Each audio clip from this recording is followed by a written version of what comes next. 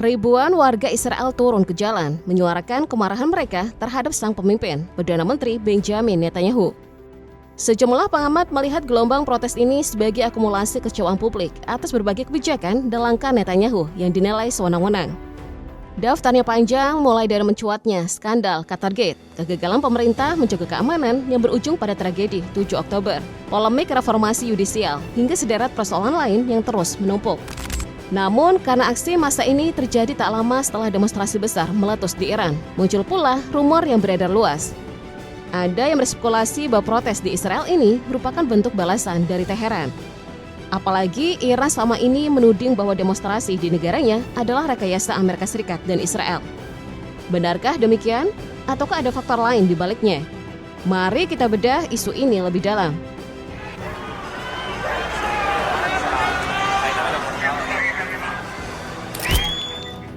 Di Israel, gelombang protes anti Benjamin Netanyahu sekarang sudah berubah jadi rutinitas politik, bukan lagi kejadian sesekali. Hampir setiap Sabtu malam, ribuan sampai puluhan ribu orang turun ke jalan di Tel Aviv, Haifa, Yerusalem, dan kota-kota lain. Habimah Square menjadi titik kumpul utama, lalu massa bergerak long march menuju stasiun Safidor atau kediaman Perdana Menteri. Yang membuatnya menonjol, irama demonstrasi ini tetap hidup meski situasi nasional berganti. Dari perang, fase gencatan senjata, sampai isu yang naik turun. Seolah menegaskan bahwa yang dipersoalkan bukan sekedar emosi sesaat, melainkan krisis legitimasi yang lebih dalam. Pemicu terbaru yang memperkeras kemarahan lama datang dari skandal Qatargate. Dugaan beredar menyebut orang-orang di lingkaran dekat Netanyahu, bahkan ketika Perang Gaza masih berlangsung, menjalin hubungan tersembunyi dengan Qatar, negara yang sama ini dituding mendukung Hamas. Isu ini menghantam kepercayaan publik. Mantan Perdana Menteri Naftali Bennett menyebutnya sebagai pengkhianatan paling serius dalam sejarah Israel. Di jalanan, kata treason tak lagi dianggap berlebihan. Spanduk-spanduk menuding adanya pengaruh asing di pusat kekuasaan, sekaligus mengorek kembali trauma tentang negara yang gagal melindungi warganya. Trauma itu berakar pada tragedi 7 Oktober 2023. Berbagai survei menunjukkan mayoritas warga Israel, termasuk sebagian pemilih Partai Likud, menilai Netanyahu bertanggung jawab atas kegagalan mencegah serangan Hamas. Luka ini tak kunjung pulih, ia justru memburuk karena kecurigaan politik, penolakan membentuk Komisi Penyelidikan Negara, dan kesan bahwa kepentingan koalisi ditempatkan di atas pertanggungjawaban nasional. Sementara itu, reformasi yudisial tetap menjadi sumber utama kemarahan. Rencana melemahkan Mahkamah Agung dipandang mengancam demokrasi, sekaligus memberi pelindungan politik bagi Netanyahu dari proses hukum. Sejak 2023, tuntutan hentikan reformasi berkembang menjadi seruan agar ia mundur. Bagi para demonstran, ini bukan reformasi, melainkan pembongkaran checks and balances. Keretakan sosial makin tajam setelah isu wajib militer komunitas ultra-ortodoks kembali meledak.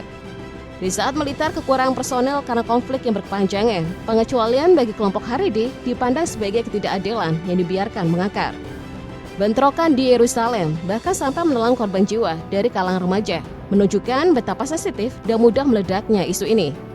Di titik ini, Netanyahu terlihat makin terjepit karena ia bergantung pada partai-partai ultra-ortodoks untuk menjaga koalisinya tetap hidup dan mempertahankan kekuasaan. Di atas semua itu, ada satu bayang-bayang yang terus mengikuti protes di jalanan, para sandera. Poster wajah mereka diangkat tinggi oleh keluarga dan para pendukung, termasuk foto Master SGT Ranvili, sandera terakhir yang jasadnya belum juga kembali. Tuntutan mereka terdengar sederhana, tapi nadanya tegas. Jangan bicara kemajuan politik, jangan bicara kesepakatan Gaza sebelum para sandera pulang. Dari spanduk, poster sampai teriakan massa, satu pesan besar makin jelas. Krisis ini bukan pertarungan kiri versus kanan, melainkan soal masa depan Israel itu sendiri. Aksi terus berulang bukan karena publik lupa, justru karena mereka menolak untuk lupa.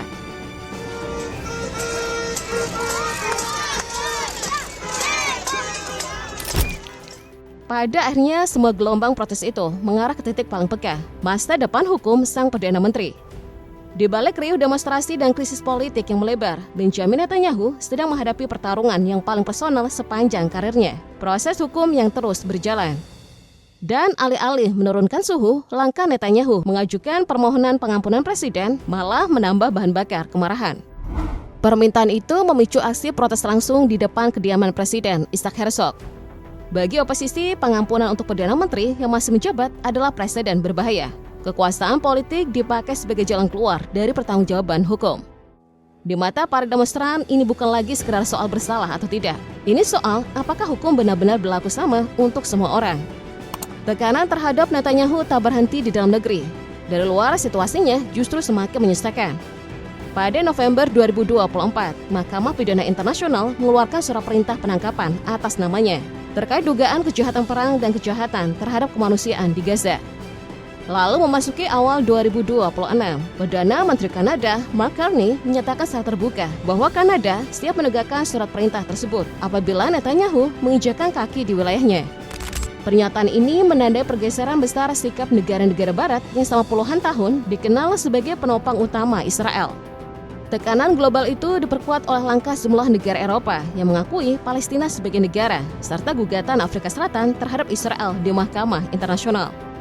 Bagi Netanyahu, rangkaian perkembangan ini semakin mempersempit ruang geraknya di panggung dunia dan menguatkan narasi bahwa kepemimpinannya menyeret Israel ke jurang isolasi diplomatik yang belum pernah dialami sebelumnya. Ironisnya, sokongan terbuka dari Donald Trump justru menjadi bumerang di dalam negeri. Surat Trump yang mendesak Presiden Isaac Herzog agar memberikan pengampunan penuh kepada Netanyahu dipersepsikan banyak warga Israel sebagai bentuk campur tangan asing yang kasar. Oposisi menilai dukungan itu menegaskan kesan bahwa Netanyahu lebih bergantung pada pelindungan politik dari luar negeri ketimbang kepercayaan rakyatnya sendiri. Di jalanan, nama Trump tak dibaca sebagai tanda solidaritas, melainkan sebagai simbol kegagalan kepemimpinan. Secara formal dan prosedural, Netanyahu memang masih bertahan. Namun di mata publik, tumpukan dakwaan hukum, manuver pengampunan, dan tekanan internasional perlahan mengikis legitimasi moralnya. Proses hukum ini tak lagi dipandang sebagai perkara pengadilan semata, melainkan pusat pusaran politik yang akan menentukan apakah Netanyahu masih pantas memimpin atau justru telah berubah menjadi beban terbesar bagi masa depan Israel.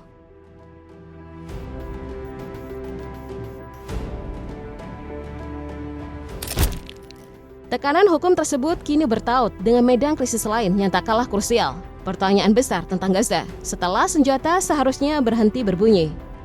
Di atas kertas, gencatan senjata di Gaza memang menandai jeda perang. Tapi bagi warga di lapangan, kekerasan belum sungguh berhenti. Sejak jeda itu berlaku, laporan masih mencatat ratusan warga Palestina tewas. Bersamaan dengan itu, lebih dari 2.500 bangunan diratakan secara bertahap, kawasan demi kawasan. Sejumlah analisis menggambarkannya begini, perang tidak hilang, hanya berganti bentuk. Dari serangan terbuka menjadi demolisi perlahan. Bantuan kemanusiaan yang menyelamatkan nyawa juga belum mengalir mulus. Sementara kem-kem pengungsian makin rapuh diterpa musim dingin, banjir, dan kelaparan. Di tengah situasi tersebut, Amerika Serikat mendorong pembentukan Dewan Perdamaian Gaza. Inisiatif ini masuk dalam rencana pasca perang 20 poin yang dikaitkan dengan Donald Trump.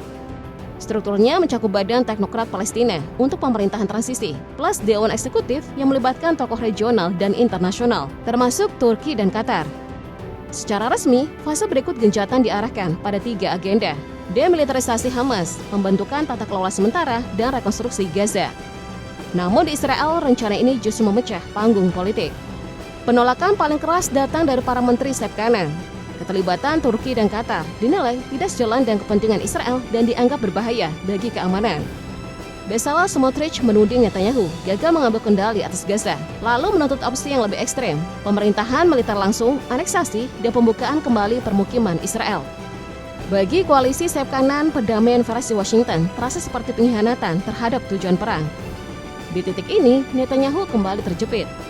Ia menolak beberapa penunjukan dalam Dewan Perdamaian, tetapi juga sulit menentang Washington secara tegas tanpa mempertaruhkan sisa dukungan internasional. Di dalam negeri, ketergantungannya pada sekutu ekstrem membuat ruang kompromi makin sempit. Di luar negeri, arah kebijakan Gaza memperkuat kesan bahwa kepemimpinannya menyeret Israel menuju isolasi diplomatik dan konflik berkepanjangan. Di saat yang sama, krisis kemanusiaan di Gaza justru memperdalam sorotan moral terhadap Israel di mata dunia. Laporan kematian yang terus muncul setelah gencatan, hancurnya infrastruktur sipil, hingga anak-anak meninggal akibat hipotermia menjadi penanda jelas bahwa apa yang disebut fase damai belum menyentuh kebutuhan paling mendasar, keselamatan warga sipil. Bagi kelompok pembela hak asasi manusia, tuntutan pertanggungjawaban hukum kini bukan lagi soal apakah, melainkan soal kapan. Inilah fase paling rapuh dalam perjalanan politik Benjamin Netanyahu.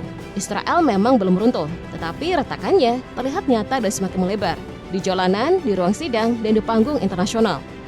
Secara hukum, Netanyahu masih menduduki kursi Perdana Menteri.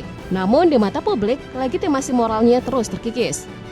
Pertanyaannya tersisa, kini bukan lagi apakah krisis ini akan mencapai titik akhir, melainkan siapa yang akhirnya harus menanggung harga paling mahal dari semuanya.